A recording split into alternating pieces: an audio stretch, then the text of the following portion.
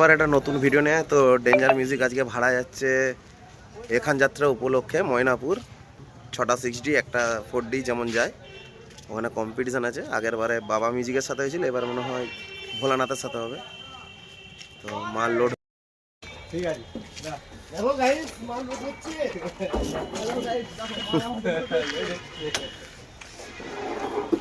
এটা তো খালি আমার ফোনে ঢুকে যাবে। চলো বাজে কষ্ট তো